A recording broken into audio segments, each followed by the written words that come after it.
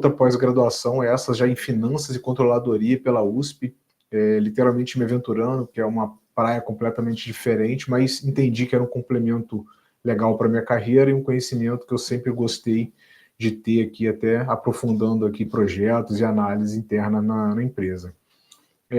Conforme eu tinha falado, iniciei aqui a minha carreira, deixa eu fazer marca aqui, iniciei minha carreira aqui como estagiário, passei por diversas áreas, sempre na área comercial, sempre na área de negócio, né, na diretoria comercial.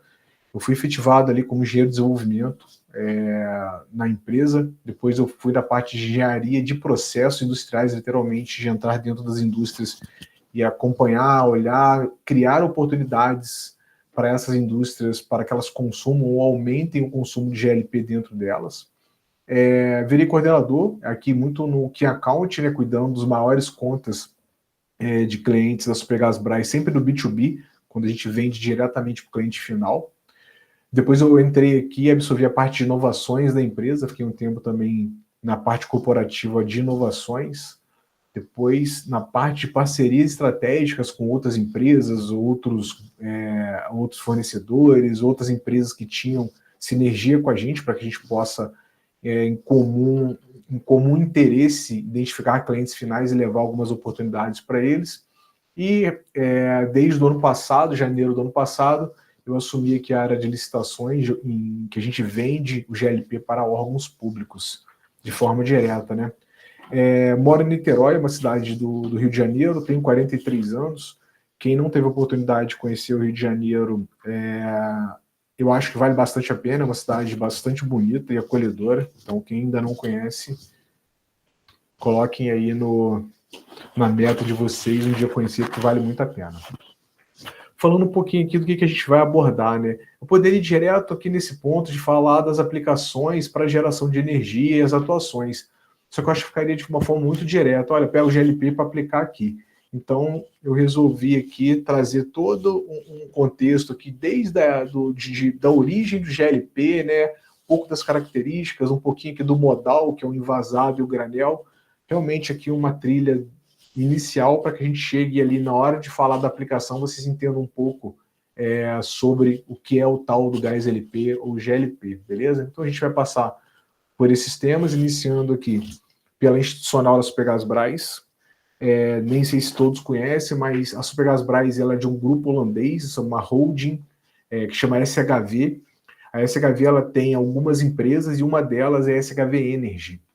Dentro da SHV Energy, a gente tem 25 países que a gente distribui gás ao redor do mundo, né? São esses aqui que estão do lado direito. Somando todos esses países, a SHV Energy ela se torna líder mundial em distribuição de GLP e ela tem exatamente 129 anos, ela é de 1896, iniciou lá na Europa com uma distribuição de carvão na época. Obviamente ela foi diversificando, foi tendenciando aí para energia menos poluente, mais limpa, sustentabilidade, todo um pensamento voltado para o meio ambiente. Então hoje a gente distribui GLP, que vocês vão entender um pouquinho ali na frente, que é um combustível bastante limpo e sustentável, tá? Falando agora especificamente da Supergasbras. Supergasbras é uma jovem senhora de 79 anos. Ela iniciou aqui em 1946 como companhia ESSO. Ela teve uma fusão depois da Gasbras com a Supergás, então ela virou a Supergasbras nessa fusão aqui, tá? E ela tinha uma concorrente que era a Minas Gás. Aí tudo bem, as duas concorriam. Chegou a SHV, que é esse grupo holandês, essa holding, essa multinacional, e ela comprou a Minas Gás em 1995, comprou parte da Supergasbras em 96, e aqui em 2004 ela adquiriu 100%, tanto da Minas Gás quanto da Supergasbras. Então, hoje nós temos uma única marca, né, porque estrategicamente a gente foi fortalecendo só a Supergasbras para não ficar duas marcas do mesmo grupo fazendo, entre aspas, uma concorrência aqui. Então, ela fundiu e hoje a gente só atua com o nome da Supergasbras. E, como eu tinha dito, né, em 25, a Supergasbras completou 79 anos de empresa, de mercado brasileiro. Falando um pouquinho aqui das nossas unidades, da nossa capilaridade, a gente atua hoje praticamente em todo o Brasil, exceto nesse extremo norte aqui. Toda a área branquinha mais clara que a gente tem atuação de alguma forma, sendo através de revendedores do B2C, onde eu vendo gás para que ele faça a revenda autorizada, ou de forma direta no B2B. A gente tem 17 unidades engarrafadoras espalhadas, né? A gente tem uma frota de 700 veículos próprios para atender toda essa capilaridade dos clientes que a gente tem espalhados no país. E a gente, além dessas 20 unidades engarrafadoras e outras 40 filiais, a gente também tem uma requalificadora aqui no Rio de Janeiro, que a gente chama de Qualival. Ela é uma requalificadora e fabricante de vasilhames aqui no estado do Rio de Janeiro. Falando um pouquinho aqui ainda da Supergasbras, né? A Supergasbras, ela é uma empresa credenciada aqui no GPTW, né, no Great Place to Work, entre as 50 melhores empresas para se trabalhar no Brasil, independente do porte que ela esteja. Então, vocês imaginam milhares de empresas que estão sediadas no Brasil, a Supergasbras ela é uma das 50 melhores, então realmente é um ranking que nos orgulha muito. A Supergasbras hoje tem aproximadamente 4.700 funcionários, mais 250 entre jovens aprendizes e estagiários, e é uma empresa de oportunidades. Lembra lá da minha trajetória? Tanto de áreas e oportunidades que eu tive ao longo aqui dos meus 16 anos de carreira? Então, ela reconhece aproximadamente e promove aproximadamente 450 colaboradores por ano, tá? Aqui a gente entra agora um pouquinho do mercado de GLP. E para a gente entender um pouquinho do mercado de GLP, a gente tem que entender um pouquinho antes das fontes de energia que são consumidas por ano no Brasil, né? Então aqui tem um levantamento aqui da EP, que o Brasil consome aproximadamente 288 milhões de TEP. O que é um TEP? TEP é a tonelada de equivalência de petróleo, tá? Desculpe a minha letra, ela já não é bonita no papel, imagina no mouse, tá? Mas TEP é tonelada de equivalência de petróleo. Então o Brasil consome aproximadamente 288 milhões de toneladas de equivalência de petróleo. O que é esse TEP? É uma unidade criada para que a gente padronize comparações com outras fontes de energia. Para que não fale assim, a lenha tem isso de energia e o GLP tem aquilo de energia. Então, coloca todo mundo aqui dentro do mesma unidade para nível de comparação, que é esse TEP. O que é o TEP? É a quantidade de energia que uma tonelada de petróleo bruto consegue gerar.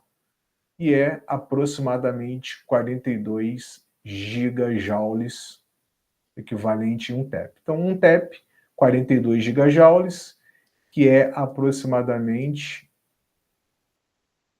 925 quilos de GLP. GLP. Beleza?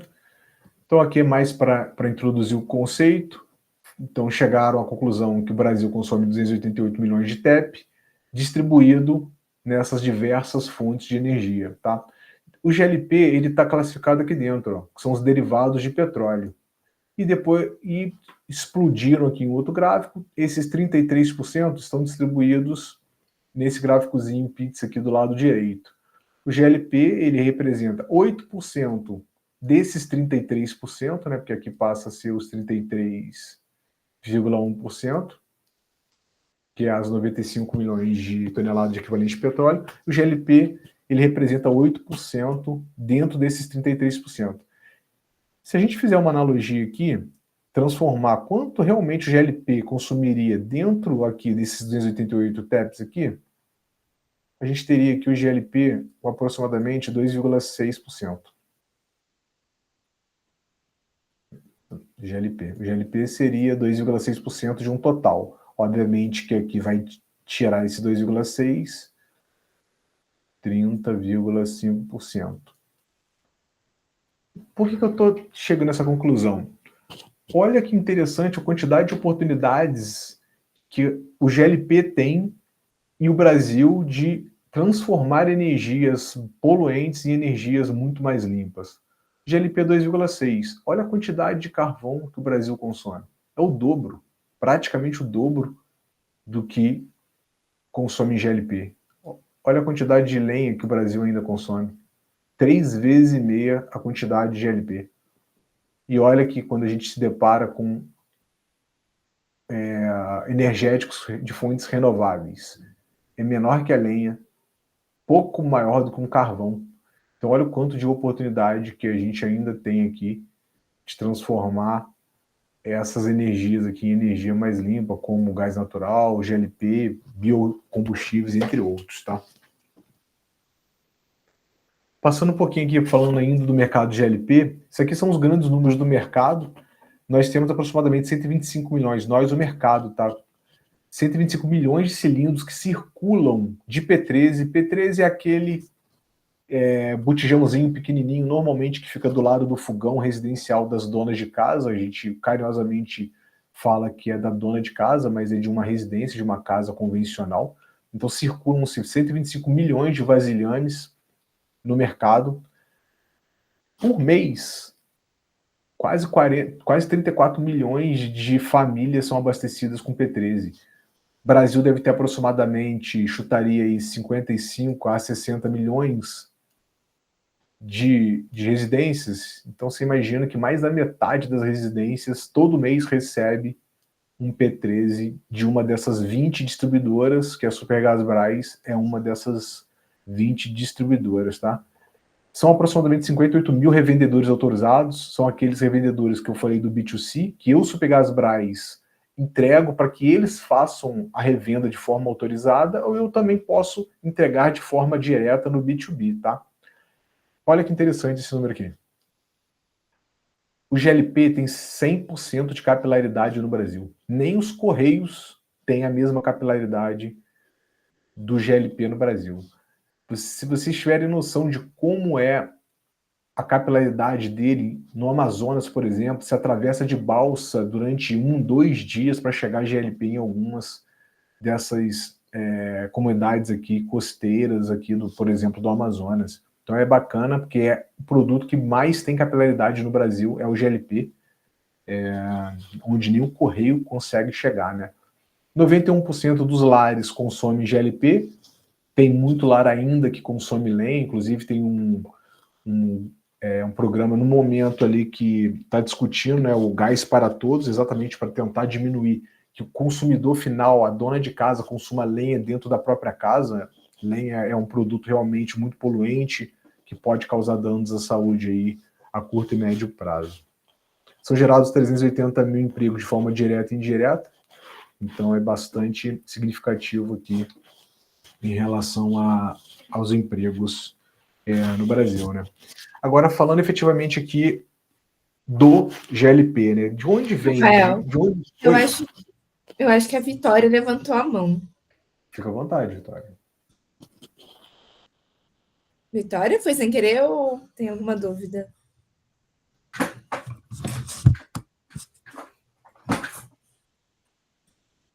Acho que deve ter sido sem querer, então, Rafael. Tá bom. Qualquer coisa eu volto se precisar, sem problema, tá, pessoal?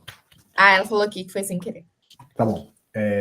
Vamos lá. Qual é a origem, então, do GLP? Da onde ele vem? Da onde ele surge, né? O GLP é um subproduto do petróleo, né, que é um combustível fóssil, ou seja, ele não é um combustível renovável como eólico, como os biocombustíveis, através de biodigestores, através do energia solar. Então ele é um combustível fóssil, mas não quer dizer porque ele é fóssil ele é poluente, tá? Eu vou explicar um pouquinho melhor, mas GLP ele é um combustível, uma energia de origem do petróleo, e como que realmente se extrai o GLP do petróleo.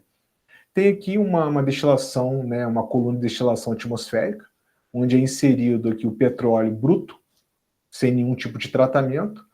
Existe um aquecimento aqui, né, um superaquecimento dentro desse petróleo bruto, e pelo diferencial de ponto de ebulição de cada dos subprodutos, eles começam a ser extraídos pelo processo que a gente chama de craqueamento, ou seja, da quebra de cadeia de hidrocarbonetos. O que é o hidrocarbonetos, pessoal? Lembrando aqui das aulas de química. Ligação de carbono com hidrogênio. Então, qualquer ligação que tenha carbono e tenha hidrogênio são considerados hidrocarbonetos. Você vai aquecendo, pontos de ebulição diferentes, você vai extraindo através de quebras de moléculas cada um desses combustíveis. Repare que quanto menor a minha temperatura, menor a minha cadeia de carbono, né? Eu começo aqui com uma cadeia de carbono de óleo pesado. O que é o óleo pesado? Por exemplo, é o óleo BPF. BPF, né? BPF, que é aquele óleo realmente bem viscoso, bem denso, que tem alguns tipos, o A1, A2, B1, B2, enfim. Então ele começa aqui com o óleo BPF, vai reduzindo a quantidade de quebras, né, desses hidrocarbonetos, vai reduzindo a quantidade de carbono. Gasolina, por exemplo, ela é um C8H18, que é o octano. Já ouviram falar na octanagem? Muito em propaganda, né, de fornecedoras de gasolina. A meu tem mais octanagem do que o outro, enfim. O que é octanagem? Nada mais é do que esse cara aqui, que é o octano, e ele, quanto mais octano tem na composição da gasolina vendida, mais eficiente ele é, porque ele tem menos mistura, tá? Então ele nada mais é do que o hidrocarboneto, mistura de carbono com hidrogênio. Chegando aqui já no fim da destilação, a gente tem aqui os gases, geralmente gases que a gente fala como gás leve, né? Quanto menor a quantidade de carbono, mais leve a gente chama ele. Aqui, por exemplo, está o metano. O metano é o CH4. O metano é o gás natural, né? Metano.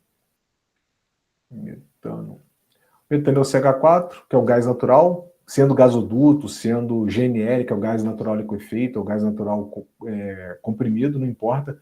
A composição dele é o CH4, ele está dentro dessa cadeia aqui. E aqui também está a composição do GLP. O que é o tal do GLP?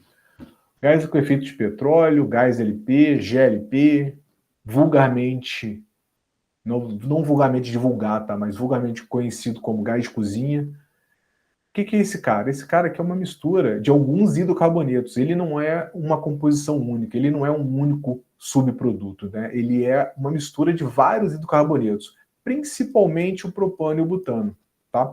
Ele é como eu tinha falado, derivado do petróleo, combustível fóssil, e ele é basicamente a mistura de propano e butano e alguns outros hidrocarbonetos, como metano, etano, o eteno. Aqui. Olha que interessante essa molécula aqui. Ele tem 3 carbonos e 8 hidrogênios. O butano ele tem 4 carbonos e 10 hidrogênios. Esse cara aqui a gente considera que ele é mais pesado, porque ele tem mais carbono. E ele tem algumas particularidades aqui, tá? Lembra que eu tinha falado do metano? O que é o metano?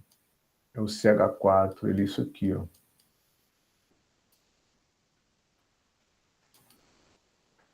São 4 ligações de hidrogênio com uma de carbono, CH4. É o metano. Eu vou comparar bastante aqui ao longo do nosso bate-papo com o gás natural, que é o metano, né? Porque são gases, entre aspas, similares, concorrentes, mas que têm algumas características e particularidades diferentes. Alguém tem alguma dúvida? Quer falar alguma coisa? Eu vi um barulhinho aí, se precisarem. Rafael, o Cícero acabou de levantar a mão. Pode falar, Cícero. Boa tarde, Rafael. Boa tarde. Valês, boa tarde a todos. Eu achei bem interessante aquele gráfico que você mostrou sobre o consumo de carvão no Brasil. Naquele gráfico, ele mostra 4,9%, né? Esses 4,9%, quanto que representa, você tem ideia de quanto que representa em termos de consumo, de consumo comparado assim ao gás? Por exemplo, por que eu quero dizer isso? Porque normalmente a gente está acostumado a ver o carvão utilizado no coque, lá em siderúrgica, né? Algumas usinas que tocam, por exemplo, turbinas com carvão triturado, né, pulverizado na caldeira. E aí me chamou bastante atenção esse consumo em relação a isso, quanto que ele está indo para a siderúrgica e quanto que ele está sendo utilizado para tocar, por exemplo, uma usina termoelétrica, né? Porque, por exemplo, nós temos uma usina aqui em Campo Grande, que é a William Ajorna, né? Só que ela é tocada com gás natural. Então, assim, tive alguns casos de algumas caldeiras realmente tocadas aí com BPF, e que em alguns casos foram substituídas também para serem tocadas com gás natural. E é bem interessante a ideia de estar substituindo por GLP. Mas, Sim. voltando à história do carvão, assim, dentro desses 4,9, você tem mais ou menos ideia qual que é o percentual de um para o outro? Então, aqui, até porque quando a gente está falando em quase 5% da matriz energética brasileira, é um absurdo, né, de carvão consumido, e não é o carvãozinho realmente ali da churrasqueira do final de semana que a gente consome, né? Aqui realmente são as termoelétricas, são caldeiras monstruosas, gigantescas aqui de fábricas de papéis, também utilizam muito nessas essas fábricas de celulose.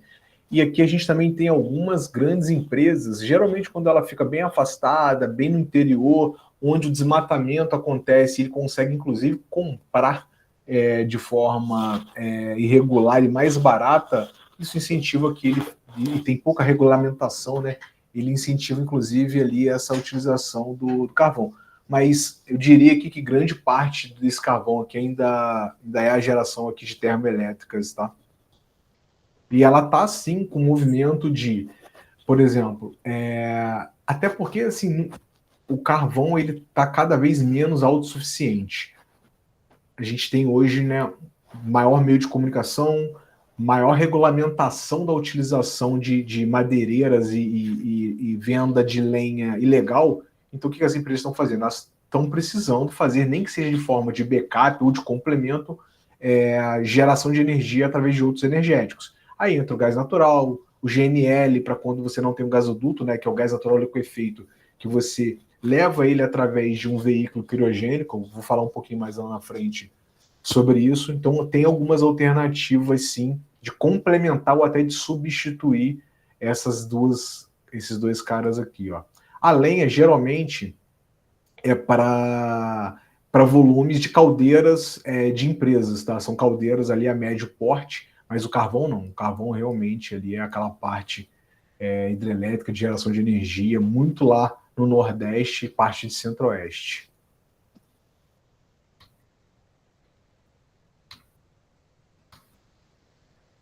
Vou entrar aqui agora, pessoal, um pouquinho nas características do GLP. Como um gás, né, ele é um gás incolor e ele é naturalmente inodoro. Por que a gente fala naturalmente, né, estado natural? Você vai falar assim, pô, mas eu já vi ali na hora de trocar um botijãozinho de P3, já senti um cheiro até muito característico, um cheiro realmente estranho. Isso lá, esse cheiro que o GLP causa quando ele realmente tem algum tipo de vazamento, ele é a mercaptana, é um derivado do enxofre. Ele é colocado no GLP de forma proposital. Se ele é incolor e ele é inodoro, a gente não conseguiria identificar vazamentos. Então, é um gás inflamável, poderia causar acidentes, porque você não enxerga, você não sente o cheiro dele, você causaria acidentes, porque você não conseguiria uma identificação rápida e fácil, tá? Então, ela é inserida a mercaptana, que é praticamente um derivado ali direto do enxofre, e é aquele cheiro muito característico que tem no GLP. Ele não é um gás tóxico, então contato com ele, respirando, ou mesmo em contato com a pele, ele não vai causar nenhum tipo de problema, então fiquem bastante tranquilos em relação à toxicidade do gás, tá? Ele não é corrosivo. Se você parar e analisar ali qualquer vasilhame interno, quando a gente precisa fazer uma requalificação, abrir ali um P13, um vasilhame, um tanque que seja, você vê que as paredes internas ali do tanque ou do vasilhame, eles estão completamente intactas. Ele não tem nenhum tipo de corrosão, ele não tem nenhum tipo de ferrugem, oxidação. E as redes de gás, elas são feitas de aço carbono. Se fosse um gás corrosivo, esse aço carbono não duraria quase nada, né? E você fica aí dezenas e dezenas de anos com a mesma rede de gás, sem nenhum tipo de comprometimento com ela. Não é um gás poluente. Por que ele não é poluente? Aqui embaixo a gente já responde, ó. ele faz uma queima limpa e completa. Quando a gente está queimando GLP, a atomização do GLP ele é 100%, ele é completa. Ou seja, ele não é um energético que sobra após a combustão, nenhum tipo de fuligem, resíduo ou particulado, né? Ele não tem viscosidade, então tudo que você coloca realmente numa câmara de combustão com regulagem correta, ele queima 100% e você não gera nenhum tipo ali de particulado, enfim, a partir da queima do GLP. Essas outras 3 características aqui, ó, eu destaquei ela porque eu vou falar nos próximos slides com um pouquinho mais de detalhes, tá? Mas aqui é mais para uma visão geral das características do GLP. Começando aqui com o estado físico. O GLP em estado físico, na CNTP, na atmosfera, ele é um energético do estado gasoso. Se eu liberar ele na atmosfera, ele é do estado gasoso. Só que ele tem uma característica que ele se liquefaz muito fácil. O que eu chamo de fácil? Se a gente aplicar praticamente aqui 4 bar de pressão, 5, 3, depende também de outros fatores, como temperatura, enfim, ou a composição do próprio GLP, aproximadamente 4... pelo amor de Deus!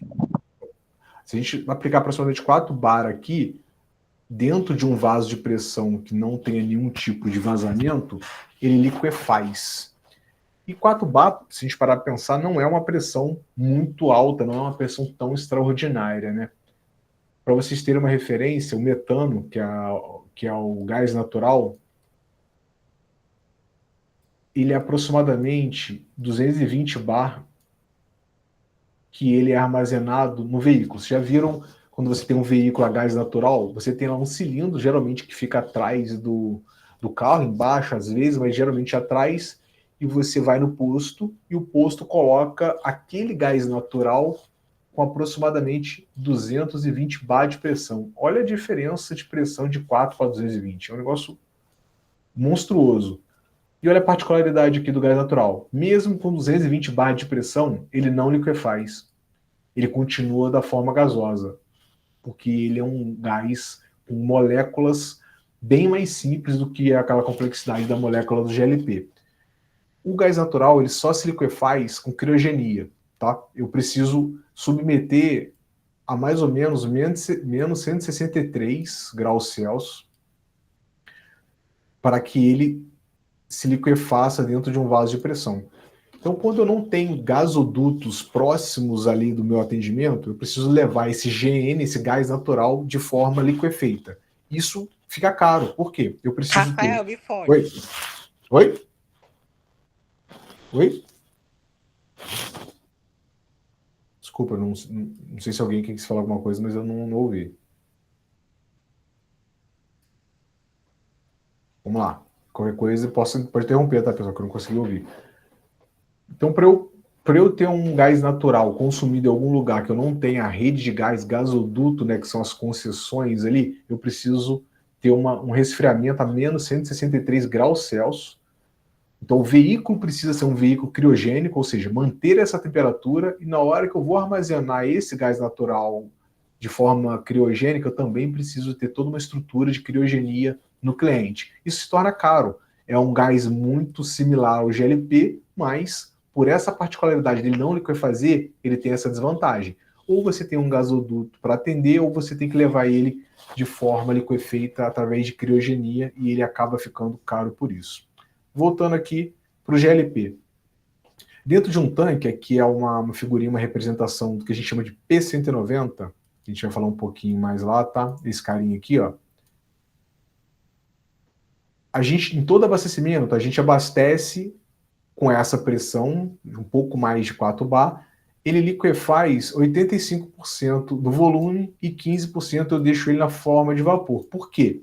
Poderia liquefazer 100%? Poderia, mas isso aqui é a norma que não permite que a gente ultrapasse 85% de nível liquefeito no tanque. Por segurança, tá? Primeiro, porque a partir daqui que ele vai vaporizar para a rede de gás, e qualquer expansão que eu tenha no gás, por fatores externos, por exemplo, um aumento de temperatura externa vai fazer com que eu acelere partículas, expanda o gás, e se ele tem essa parte aqui de gás, eu consigo ter aqui um espaço para que ele expanda sem ficar forçando muito a parede do meu vaso de pressão, não correndo risco desnecessário aqui, mesmo que a pressão dele interna não seja uma pressão muito elevada, tá? Então isso aqui é uma vantagem bem legal do GLP. Facilmente eu consigo liquefazer e graças a isso aqui eu consigo viabilizar o consumo dele. Porque se eu tivesse ele só na forma gasosa, eu vou falar um pouquinho lá depois na hora de falar de densidade, eu não conseguiria viabilizar o consumo dele, porque seria uma quantidade muito pequena a ser transportada e inviabilizaria completamente o consumo de GLP em qualquer lugar que fosse, tá? Aqui a gente entra agora um pouquinho na parte da densidade. Densidade, né, aquela formulazinha massa sobre volume, clássica, tá? Então, onde eu tenho alguma massa, eu divido pelo volume dela e eu tenho aqui a minha densidade. A densidade, para vocês terem uma referência, pensando aqui na densidade em quilo por metro cúbico, ou seja, o que eu consigo colocar em 1 metro cúbico, eu conseguiria, como a densidade da água é 1:1, eu conseguiria colocar 1.000 quilos, 1.000 litros de água, seriam 1.000 quilos, né, de densidade interna dentro de 1 metro cúbico. Eu conseguiria colocar 1,2 kg de ar dentro desse mesmo metro cúbico, só que eu conseguiria colocar 2,2 quilos de GLP na forma gasosa dentro desse 1 metro cúbico aqui. Mas olha que bacana. Quando eu liquefaço esse cara, eu expando ele, eu consigo aumentar 250, aproximadamente 250 vezes ele dentro do mesmo metro cúbico, tá? Para vocês terem aqui uma referência, o gás natural ele é aproximadamente 0,77 quilo por metro cúbico, tá? O que isso quer dizer? Uma das características. Se o GLP, por exemplo, tiver na atmosfera algum vazamento, ele é mais pesado do que o ar. Então ele tende a descer e procurar ralos, procurar realmente lugares baixos. O gás natural ele é mais leve do que o ar. Então qualquer vazamento ou escape dele, ele vai subir porque ele é mais leve que o ar. Tanto que as normas do gás natural para o GLP são um pouco diferentes. Aqui visa muito qualquer coisa acima, né?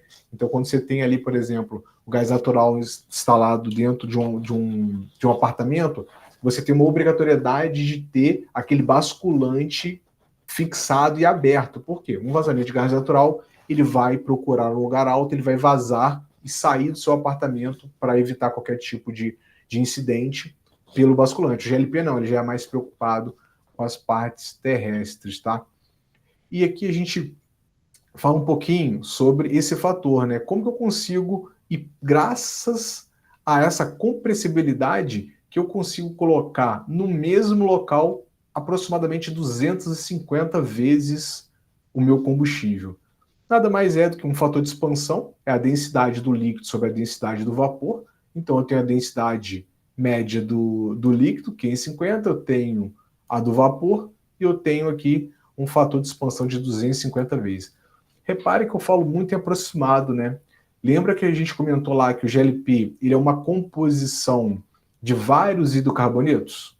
Então a gente não consegue precisar qual é, por exemplo, a densidade do GLP naquele momento. Claro que se eu tiver ele armazenado, eu faço uma cromatografia e eu falo assim, esse GLP aqui nesse momento, nesse armazenamento aqui, ele é X% de propano, Y de butano, tem o etano, tem tal. Densidade é essa, eu tenho toda a composição e características dele. Só que a partir do momento que eu estou consumindo e faço um novo abastecimento e misturo o que tinha com o que tem, que é um novo, eu já não tenho uma identificação perfeita aqui, porque eu criei um novo composição de GLP. Então, é sempre um aproximadamente, porque eu posso ter variações aqui de mais propano, que é um propano, por exemplo, ele é 500 quilos por metro cúbico, e o propano, e o butano, desculpa, ele é 570. Basicamente, o GLP é o somatório desses dois. Os outros são muito pequenininho, muito pouquinho, né? A composição ali, o metano e tal. Então, se você pensar, se eu tenho 45% desse e 55% desse, eu já tenho uma densidade, uma composição.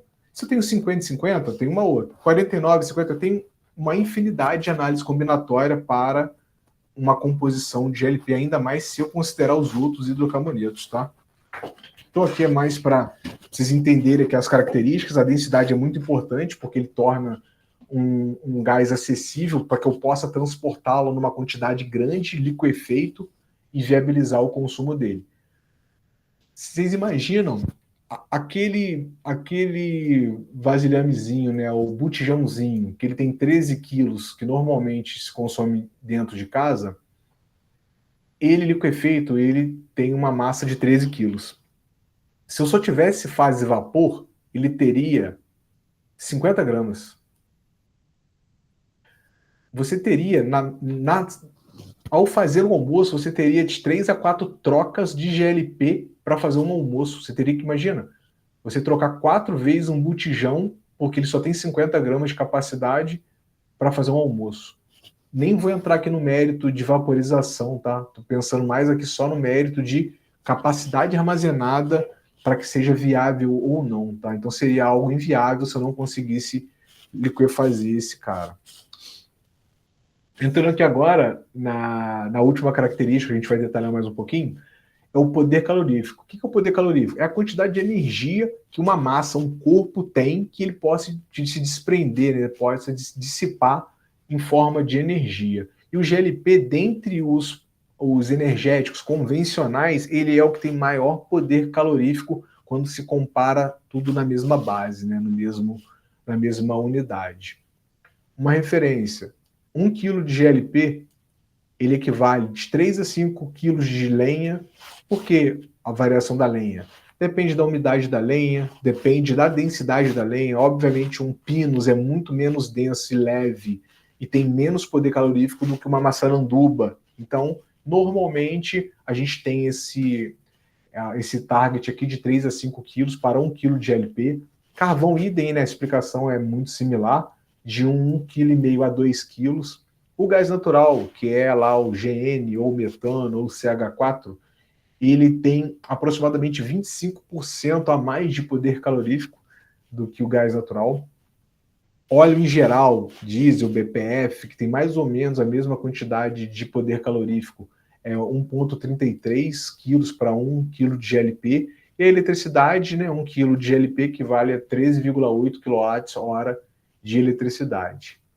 Vocês imaginam que para eu gerar a energia em um P13, 13 kg de GLP, eu teria que queimar 10 árvores de médio porte.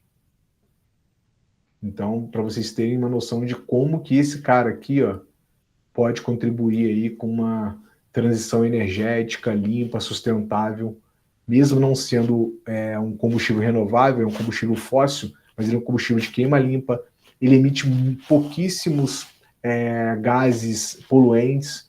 Então esse cara aqui é um cara muito legal com uma transição energética entre o combustível fóssil poluente para os combustíveis renováveis, tá? Quando a gente fala aqui em poder calorífico, né, não sei se é claro para todo mundo, mas a gente fala muito aqui em quilocaloria. Caloria é uma energia, né? O que é uma caloria? É onde eu consigo pegar 1 grama de água, 1 caloria, é o que eu tenho de energia necessária para pegar 1 grama de H2O, de água, e aumentar, né, em 1 grau Celsius. Então, eu preciso de 1 caloria para pegar 1 grama de água e aumentar 1 grau Celsius desse cara. Então, eu tenho aqui uma análise de se eu precisar ferver 1 litro de água com todos esses energéticos aqui, qual que vai ferver antes ou com menos energia? Esse cara aqui, ó, que é o GLP. Beleza? Então ele é um energético de extrema capacidade de poder calorífico, que eu consigo armazenar ele, por ele liquefazer fácil, de forma barata, rápida, fácil, e transportar, e também ter uma logística que eu consiga atender toda a capilaridade ali de um país continental extenso como o Brasil. Falando um pouquinho aqui agora do modal, né, da modalidade que a gente tem hoje para disponibilizar o GLP para o Brasil. Aqui a gente vai separar em envasado e granel. O que a gente chama de envasado? Envasado é onde eu tenho vasilhames que eu troco. Eu pego um vazio e te entrego um cheio. E a gente tem aqui os 3 principais. Tem outros, tá, pessoal? Mas os 3 mais comuns, os principais, é o P13, que é esse cara aqui. A gente fala que ele é residencial, mas ele não é obrigatoriamente residencial, tá? Você vai encontrar ele, por exemplo, que a gente chama de frangueira ou televisão de cachorro, né, que a gente brinca, que é onde você tem lá aquele franguinho que fica rodando, um P13 do lado e ele assando aquele frango ali na padaria. Então ele pode sim ser consumido no comércio, mas ele normalmente é um recipiente, um vasilhame para residência, para dona de casa. Esse aqui é o P20, ele é exclusivamente para motorização de empilhadeira. É a única permissão que a gente tem para veículos é através da empilhadeira com P20. Eu não posso usar GLP para fazer energia, combustão, para fazer energia para motores de combustão, como veículos, por exemplo, tá?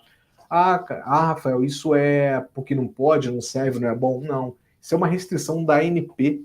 Em 1991, na Guerra do Golfo, tinha-se ali uma preocupação que se não fosse proibida a utilização do GLP para alguns segmentos, ia ter escassez para o GLP ser consumido de forma residencial em casa. Então o Brasil não era autossuficiente, ainda não é, tá? 10 a 15% do GLP consumido no Brasil, ele é importado.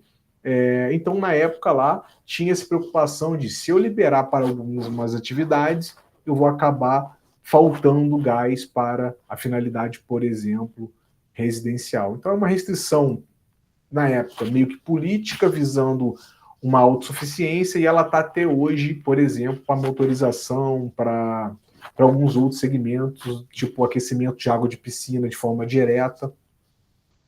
Então a gente é permitido apenas motorização de empilhadeira através desse P20. E esse aqui é o P45. Voltando um passinho aqui, pessoal. Quando eu falo 13, é porque ele tem 13 quilos de GLP dentro, tá? Esse cara aqui tem 20 e esse cara aqui tem 45, tá? Esse cara aqui geralmente é utilizado para pequenos comércios. Aquele cara que tem uma padaria, uma lanchonete, né? Ele é menorzinho, ele ocupa um espaço físico menor, e quando o comércio não tem um consumo muito elevado, ele é bem adequado a esse tipo de comércio ali para pequenos comércios, tá? Aqui é uma central típica de P45, então tem 4 vasilhames aqui. É utilizado o que a gente chama de bateria, então enquanto esses 2 aqui estão em uso, esses aqui estão cheios e fechados.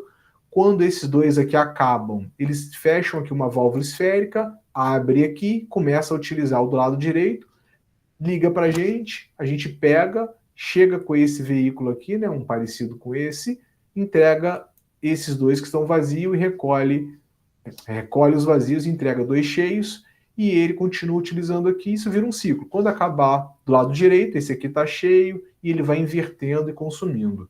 Aqui é um típico caminhão que a gente chama de venda direta envasado, né, que é o nosso B2B, onde a gente entrega diretamente para a empresa através da Supergasbras. Aqui são fotos de abastecimento do envasado, né? Aqui é o típico dona de casa que pediu lá um P13, então a gente tem uma entrega com vasilhame. E o P45, obviamente, ele é mais pesado, né? 45 kg de gás, mais a tara do vasilhame, que é mais uns 45, 50 quilos. Então ele tem quase 100 quilos de peso, então ele é transportado através desse carrinho aqui para facilitar. E o motorista e o ajudante é sempre uma dupla que entrega na Supergasbras. Eles são responsáveis aqui pelo apoio e a conexão aqui dos mangotes até a rede de gás principal dos clientes. Aqui a gente entra na outra modalidade, que é a modalidade do granel. Qual é a grande diferença? Esse aqui eu não entrego um vazio e pego um cheio, né? Ele é instalado numa central de gás no cliente, e eu tenho um caminhão, um alto-tanque, que eu chego próximo da central de gás. Eu tenho aqui, no próximo slide tem foto, né? Mas eu tenho aqui uma mangueira que eu abasteço e completo até 85%, né? Lembrando que a norma não permite. Eu coloco líquido até 85%, os 15% em cima fica um vapor, e eu faço o fatoramento desse gás inserido aqui de forma granel para o cliente. Esse aqui é o famoso P190, é o carro-chefe das distribuidoras de GLP no Brasil. Por mais que ele chame P190, ele pode ter uma variação de peso se eu colocar 85% dele. Por quê? Lembra lá da composição e da densidade? Se eu tiver um gás com muito propano, que tem uma densidade menor, eu vou ter aproximadamente 190 quilos. Se eu colocar ele numa densidade média de 50 e 50, eu vou ter 210 quilos nele. Então, geralmente, a média, quando eu tenho propano mais butano, eu tenho 210 quilos de capacidade em fase líquida aqui dentro dele. Convencionou-se chamar P190 porque isso que veio lá dos Estados Unidos, que lá é propano puro, e lá realmente a capacidade volumétrica dele eram 190 quilos de propano. O Brasil, como é uma mistura, ele passa a ter uma variação de 190, podendo chegar a 230, se for uma densidade maior, se for muito butanizado, né, que é o butano, que é mais denso, aqui. Mas a média são 210 quilos de GLP. Aqui é uma foto de abastecimento granel, né? A gente tem aqui uma central típica aqui de P4000. Esse tanque aqui, ele cabe em aproximadamente 4.000 quilos de GLP nele. Geralmente, pequenas e médias indústrias que têm um consumo um pouco mais elevado, existe uma necessidade de capacidade armazenada maior do que um simples P190, né? Não teria ali uma rota, um giro muito grande logístico para fazer, então a gente aumenta a capacidade armazenada. Esse aqui é um caminhão que a gente chama de bobtail ou autotanque, uma dupla de equipe. Aqui a gente tem um medidor máximo, onde realmente eu abasteço através da massa, né, e não é um medidor de vazão, não é a quantidade que passa, e sim a quantidade calculada de massa que eu abasteço. E esse operador aqui vai até o bocal de enchimento e faz aqui um enchimento de até 85% do tanque. Aqui é uma central de uma fábrica de papel lá em Santa Catarina. Aqui eu tenho uma instalação de 2 P60.000, ou seja, eu tenho 60 toneladas em cada um deles. Então tem uma capacidade armazenada de 120 toneladas de GLP, é uma capacidade bastante considerável, mas esse cara aqui consome 800 toneladas por mês de GLP. Então, por mais que eu tenha uma capacidade longa, eu tenho aqui quase com abastecimento diário de 10 caminhões, né, alto tanque aqui de 10, 20, 25 toneladas para poder manter esse cara com nível satisfatório para sua produção.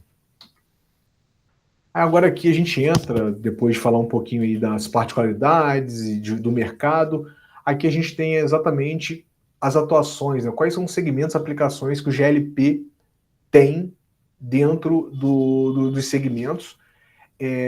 Eu costumo brincar que praticamente para tudo que você olhar ao seu redor tem uma aplicação de GLP. Você vai olhar para um lugar, vai ter um plástico, a gente tem uma aplicação. Vai olhar para a tua parede, que é tinta, tem uma aplicação. Então, assim, laminação de madeira, quase tudo que você enxerga ao seu redor, existe uma aplicação possível do GLP, tá? Aqui a gente traz lá o P190 e os 3 vasilhames do envasado. E aqui a gente fala um pouquinho aqui das aplicações dentro do segmento residencial. O mais tradicional, que é a cocção, que é a alimentação, né, o forno e o fogo aqui para fazer a cocção do dia a dia da dona de casa, também do restaurante, mas aqui a gente está falando de residências. Esse cara aqui é um aquecedor de passagem, onde eu tenho aquecimento de água para banhos quentes e outras finalidades também. Tem restaurantes, até mesmo lugares muito frios que usam aquecimento de água, por exemplo, para lavar uma louça. Então você tem lá uma torneira de água fria e de água quente, inclusive para poder lavar a louça de tão frio que é. Então esse cara aqui é um aquecimento de água, geralmente é um equipamento que fica na área de lavanderia ali do apartamento, né, fora do banheiro. a água fria passa dentro dele, existe ali uma combustão, né, através do GLP, aquece essa água que vai ali para o banho, para a torneira, de forma aquecida. E aqui é um condomínio residencial. Reparem que a gente tem aqui alguns medidores. A Supergasbras, ela tem o que a gente chama de SGI, que é um sistema de gestão de individualização de contas. Então, às vezes, você tem aqui um condomínio de casas ou prédio, blocos, não importa, para que a gente não faça um rateio de forma, muitas das vezes, injusta, né? Você dividir uma conta total dividido pelo número de apartamentos, que muitas das vezes você tem menos morador, fica menos em casa, enfim, para não gerar aquele impasse, a gente individualiza cada uma das contas e cada apartamento tem o seu medidor individual e a sua fatura de forma detalhada e individualizada, tá? Aqui a gente vai falar agora um pouquinho do segmento comércio, né? Quais são as aplicações aqui? Muitas.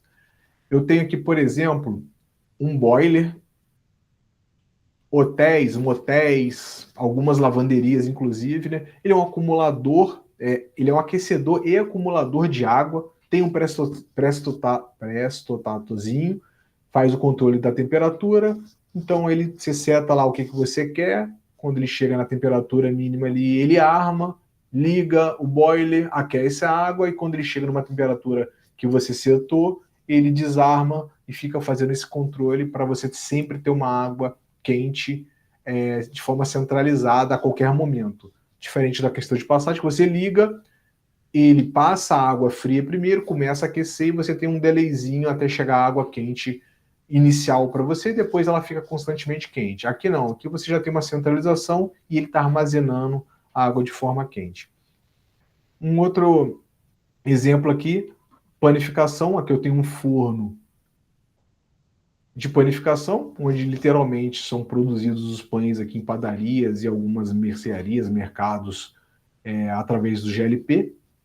Esse cara aqui, ele é um gerador de vapor, geralmente utilizado em pequenas lavanderias, diferente da caldeira, ele não acumula vapor, então essa é a diferença básica entre o gerador de vapor e a caldeira gera e armazena, e esse cara aqui ele só gera e ele não acumula vapor. Muito utilizado em pequenas lavanderias.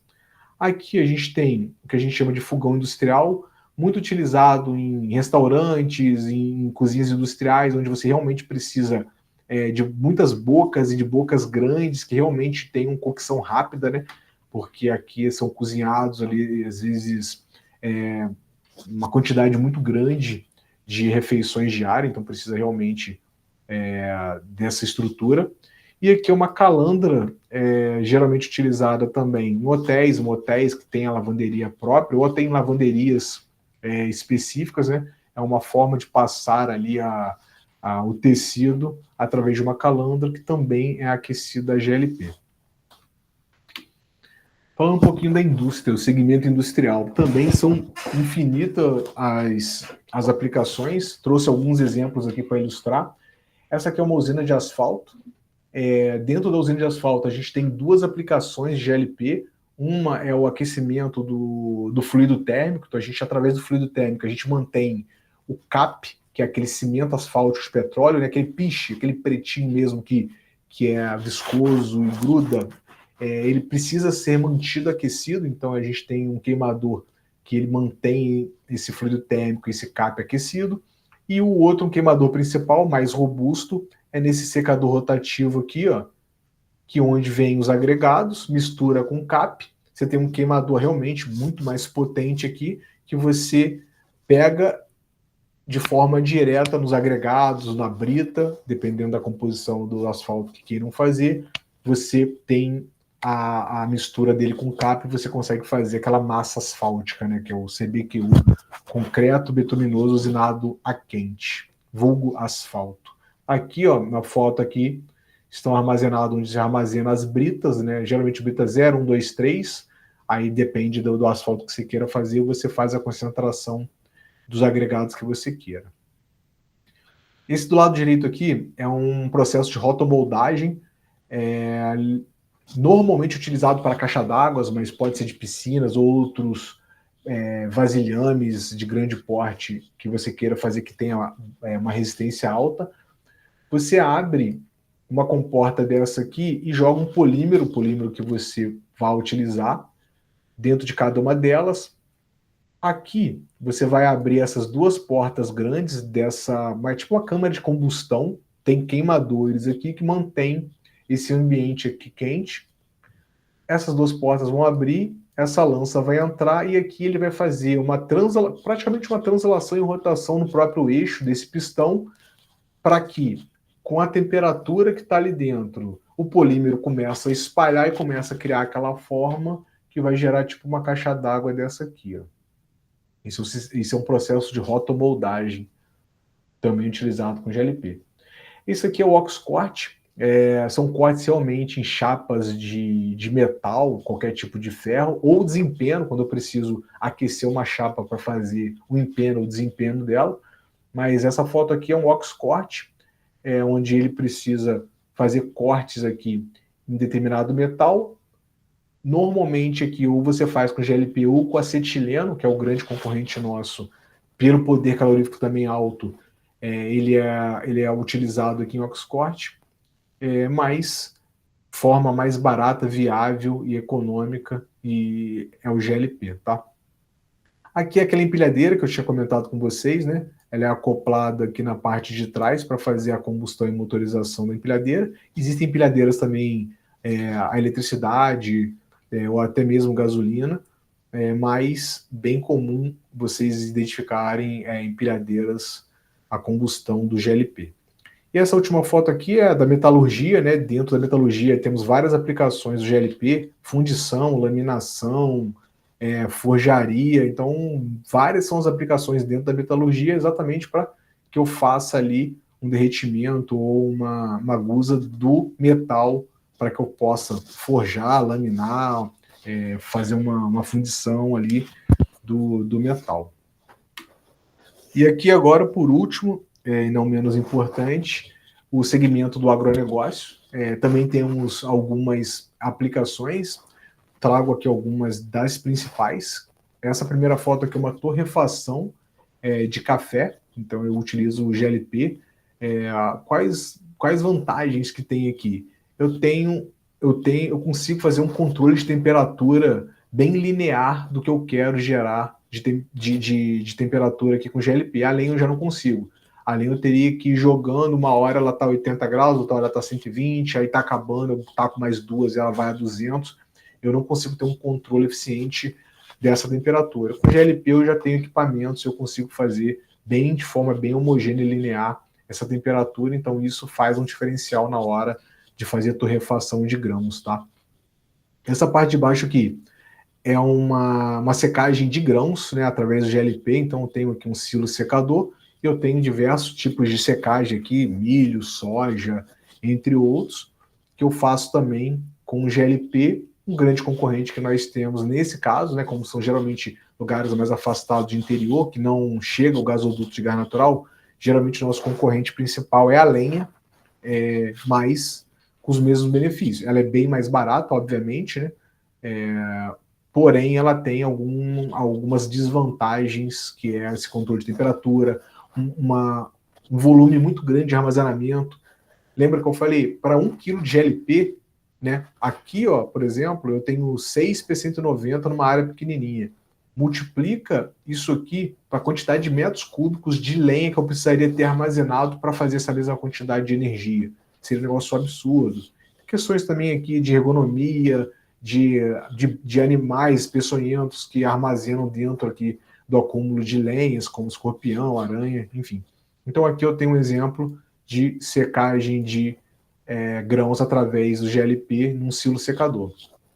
E por último aqui, bem importante para o crescimento aqui, né, dos aviários, e tem outros animais que também utilizam, mas a maioria são os aviários, o pintinho ele precisa de aquecimento para que ele se desenvolva de forma mais rápida e melhor, né? Porque se ele trocar energia, se ele começar a trocar calor e gastar energia com essa troca de calor com o ambiente, ele não se desenvolve. Então, quando você tem um ambiente aquecido, ele não precisa gastar energia para aquecer o seu próprio corpo, e ele cresce, se desenvolve, engorda de forma muito mais rápida e eficiente. Então aqui é uma campânula a gás, também é um termostatozinho que controla a temperatura e aquece, né, os barracões aqui de aviário através do calor pela irradiação do GLP.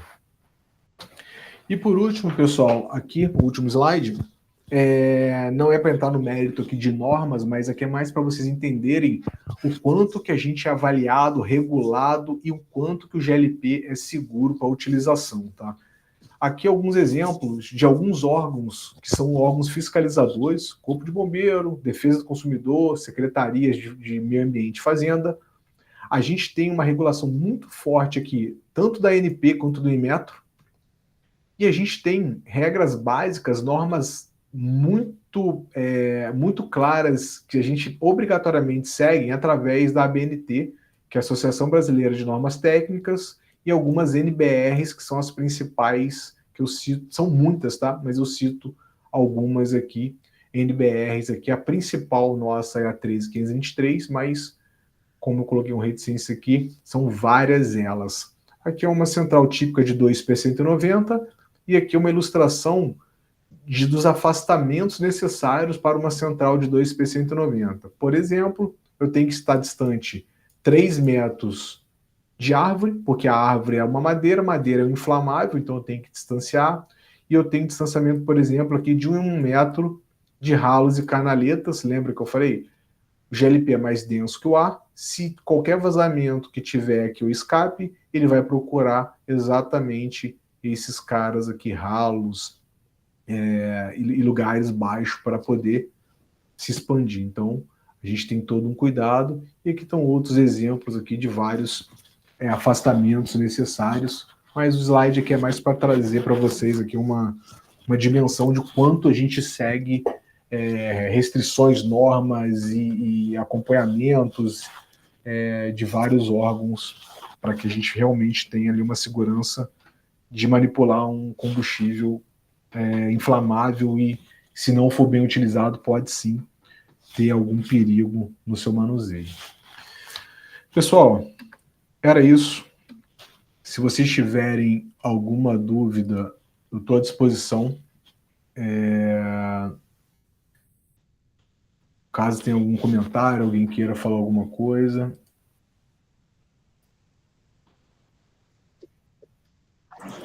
Eu queria te perguntar uma coisa. Você tinha comentado, se eu não me enganei, sobre o SGI, é isso mesmo? O sistema, né? Nesse caso, você instala ele próximo aos cilindros, ou ele fica no andar do prédio, por exemplo? Pode ser os dois, tá? Ele não necessariamente precisa ficar próximo do cilindro. É muito pela construtora, né? A construtora já tem um padrão, e vamos pensar num prédio novo, né? Você tem uma RMRV da vida que ela vai fazer um padrão ali de prédio. Então ela já sabe onde ela vai colocar ali a casinha ali dos medidores. Normalmente o lugar de fácil acesso, para que essa medição ela seja de forma tranquila, eu não tenha que ir lá chamar 60, 100 moradores, né? Fica inviável, até porque não necessariamente todos estarão ali disponíveis. Então, geralmente é um lugar de fácil acesso, pode ser por andar, tá? Cada andar tem os seus medidores, do 501, 502, 503, 504, no andar quinto. Pode ser lá embaixo, ter todos os medidores de todo o bloco, né? Então, assim, ele é muito particular da construtora. Para a gente, não faz diferença, porque a gente tem uma empresa que faz essas medições mensais, ela vai em cada um dos medidores, ela colhe ali as informações para fazer o faturamento correto do valor final menos inicial, né, que é o do mês anterior, vezes o preço do gás que você paga, e ela faz o faturamento ali para o cliente poder quitar ali a sua conta de gás.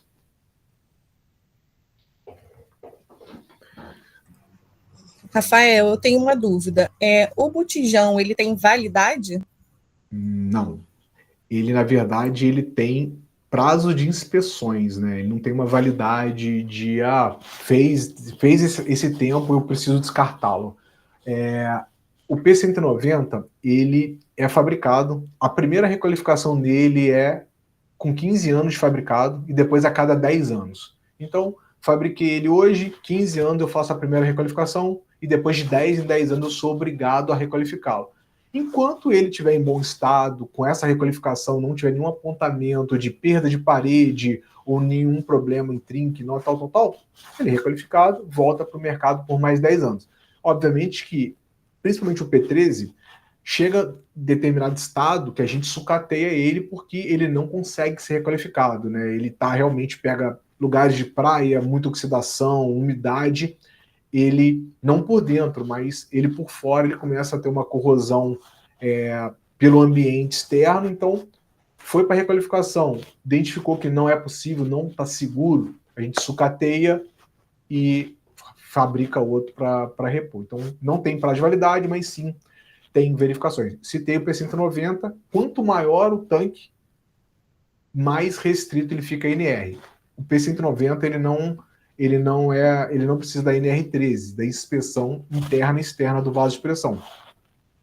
Quanto maior o tanque, menos tempo eu tenho, mais curto é meu prazo para fazer as inspeções. Então, por exemplo, o P4000, a cada 2 anos eu preciso fazer a inspeção interna e os outros 2 anos a inspeção externa. Inspeção NR, literalmente eu vou lá, ou faço via ultrassom, ou eu encho ele de água, injeto uma pressão nele com gás inerte e ele fica durante horas ali.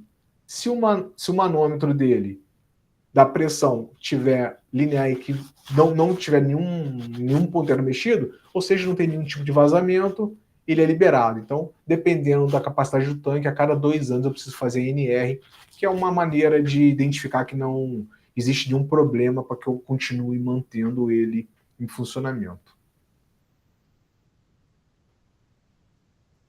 Se não ficou claro, pessoal, perguntem, tá? Assim, à disposição, tá? Às vezes fica confusa a explicação, mas fica à vontade.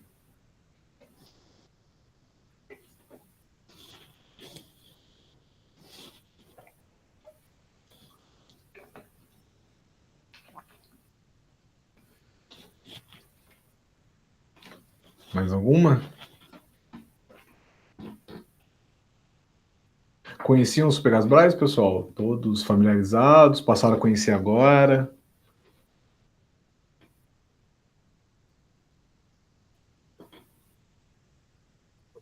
Boa tarde, Rafael. Tatiana Tatiana. aqui. Foi um prazer a palestra. Trouxe muitas técnicas do GLP para a gente. Eu acredito que os alunos que estão assistindo, eles não tinham tanta familiaridade, né, com as coisas que você trouxe. Acredito que eles estão conhecendo o Supergasbras por esse ângulo agora. E eu acho que seria isso, por enquanto, para falar. Legal, obrigado. Importante que vocês tenham dimensão, né, conhecimento aí da estrutura, do tamanho da empresa, né, do que ela realmente impacta o mercado. É aquela empresa que você está com 79 anos de mercado, é raro, né, você ter uma empresa com tanto tempo de mercado e com tanta credibilidade, né? Eu sou do Rio de Janeiro e aqui a gente tem um market share, um mercado muito forte dos Pegasbras. Então, assim, desde que eu era pequenininho lá, não é porque eu trabalho hoje na empresa, não, mas a minha mãe sempre consumiu Supergasbras porque era a confiança da marca, né? Era aquela marca que você sabia que você podia entregar, que você seria bem recebido na entrega, que não teria nenhum tipo de adulteração ali no manuseio e nem vou te vender um P13 que na verdade só tem 12 quilos e ninguém pesa, né? Então é uma marca que realmente gera bastante confiança e credibilidade no mercado.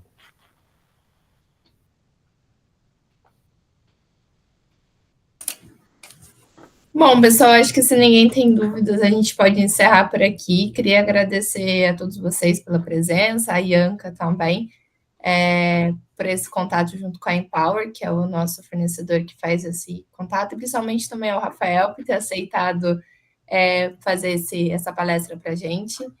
Então, caso vocês tenham dúvidas, queiram conhecer um pouquinho mais da Supergasbras, podem mandar para a Ianca ou procura a gente também pelo LinkedIn, a gente responde vocês.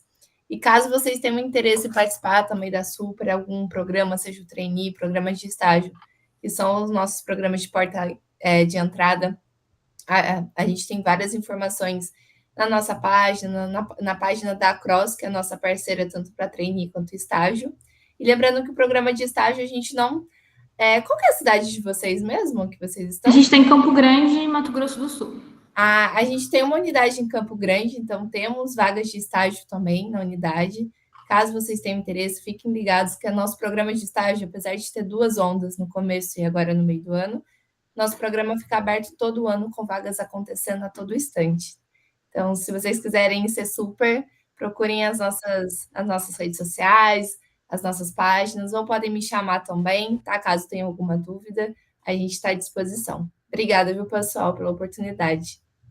Eu gostaria de agradecer agora em nome da Ianca, porque ela teve um probleminha e teve que sair da reunião.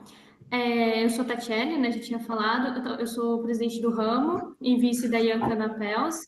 Então, para a gente foi um prazer ter tido essa conexão com a Empower, que é mediadora, e trazer vocês para a gente é muito importante, porque a gente mostra para os alunos também um outro lado das empresas que eles não estavam vendo, onde eles podem atuar e crescer, né, junto com a empresa. Então, foi muito importante para a gente, gostou muito da palestra, enriqueceu muito o nosso conhecimento. Muito obrigada mesmo, a Rafael, a Vivian. Obrigada, pessoal. Obrigada, viu, Rafael, também por aceitar esse convite. Eu que agradeço, pessoal, a oportunidade, o convite de vocês, né? E estou à disposição. E sugiro aí, como a Vivian falou, procurem a gente. Tem programa de trainee que há pouco tempo nós contratamos para a área comercial vários engenheiros. Dessa vez foi mais engenharia agrônoma para alguns lugares e outros no geral, mas sempre para a área comercial. Então, vocês estão com uma excelente faculdade, uma referência, fazem um curso de engenharia elétrica, não sei se são todos, mas acho que a maioria fazem engenharia elétrica, né? Então, assim, cara, oportunidades infinitas para vocês se associarem e entrarem aqui numa empresa realmente muito boa de se trabalhar, de se conviver. Obrigada, gente. Tchau, tchau.